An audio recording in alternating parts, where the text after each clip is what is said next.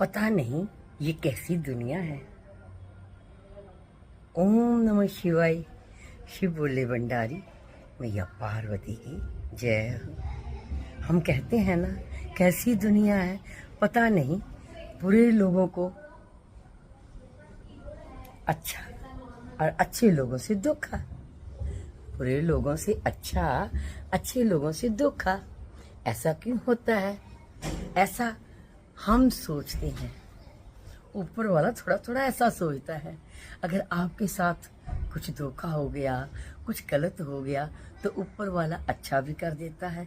लेकिन जब तक हमारा कुछ अच्छा नहीं ना होता, हमारे मन को चैन ही नहीं होता। हमें यही लगता उसका कितना अच्छा हो गया, मेरा तो कुछ अच्छा होता ही नहीं है। दूसरों को देख के तो ये सोचते हो कि मेरा क्यों नहीं होता। आप अपने अंदर झांक के देखो, मैंने ऐसी कौन सी गलती कर दी जो मेरा सब कुछ गलत हो रहा है। मैंने क्या किया, मुझे तो समझ ही नहीं आ रहा, मैं तो सोच ही नहीं सकता। अपनी गलती को पहचानो, उसका एहसास करो, सोचो मैंने क्या कर दिया और मुझे क्या करना था। अगर आपने लगता है आपको कि आपसे कुछ गलती हुई, तो उस गलती का एहसास करो। अगर आप किसी काम को करते हो तो कोई कमी रह गई, तो उस कमी को पूरा करो। अपनी कमजोरी को पहचानो। अपनी कमजोरी को जिसने पहचान लिया, कहाँ आप खो गए, कहाँ आपने गलती की, कहाँ अगर किसी ने धोखा दिया तो भी समझ में आता है ना। तो उसको पहचानोगे तो आपको एहसास होगा, हाँ भाई मैं ऊपर वाले को दोष दे रहा हूँ, गलती तो मेरी है। जब इंसान अपनी गलती का एहसास करता है, अपने आप को पहचानता है ना कि मुझे ये नहीं करना चाहिए था, तो वो कभी निराश नहीं होता। कामयाबी तो बहुत दूर की बात है, क्योंकि एक मन को ना शांति मिलती है। समझे ना मेरी बात को? कैसे शांति मिलती है? हमें एहसास होता है हमसे भूल हो गई, अभी हमें ये गलत नहीं करना। तो फिर देखो, निराशा तो हो ही नहीं सकती, कहाँ धोखा होएगा। फिर हम सोचे क्यों कि दूसरों को अच्छा और हमारे साथ धोखा। नो, ऐसा कुछ नहीं होता। आपका जीने को मन तो होता है, लेकिन आप क्या सोचते, बस हमें खुशियां मिलती जाएं।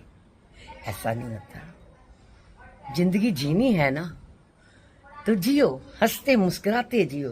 तकलीफ तो आएगी, किसको तकलीफ नहीं आती। अपने चारों तरफ नजर मार के देखो।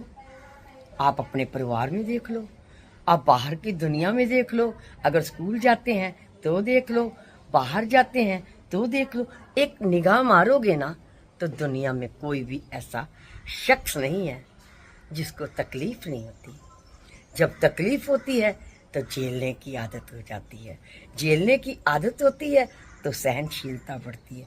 सहनशीलता बढ़ती है, सब्र होता है, तो हम कुछ अच्छा करने की कोशिश करते हैं। अगर ऐसे ही इधर उधर भटकते ही रहेंगे तो कुछ करेंगे क्या? आप कुछ नहीं कर सकते। इसीलिए जिंदगी में मरने के बाद पता चलेगा।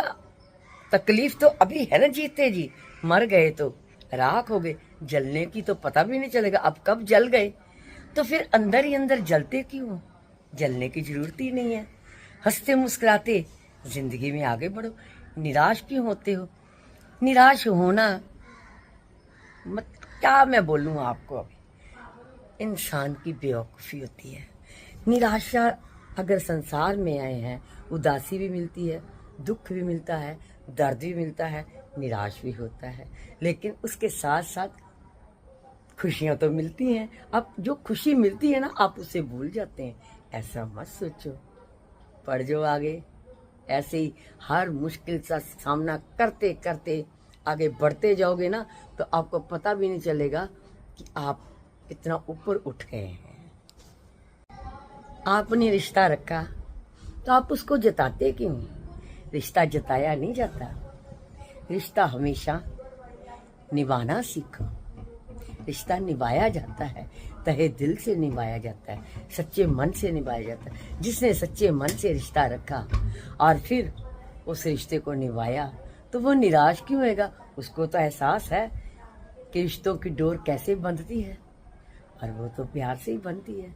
गिले शिकवे, नाराजगी, ये तो चलती ही रहेगी। रिश्ते भी बनते रहेंगे, जुड़ते रहेंगे, टूटते रहेंगे। छोटी छोटी बातों का आपको एहसास होता रहेगा। लेकिन चलिए चलते हैं, मिलके जयकारा बोलते हैं। ओम नमः शिवाय, शिव भोले भंडारी, मैया पार्वती की जय हो। हर हर महादेव। निराश मत होइएगा। निराश होना किस बात के लिए? आप बेमतलब से निराशा लेनी गलत बात है। सुख और दुख आते जाते रहते हैं। हंसते मुस्कुराते जीवन में आगे बढ़ते जाओ। अभी देखो जरा, गणपति कितनी खुशियां दे के गए हैं।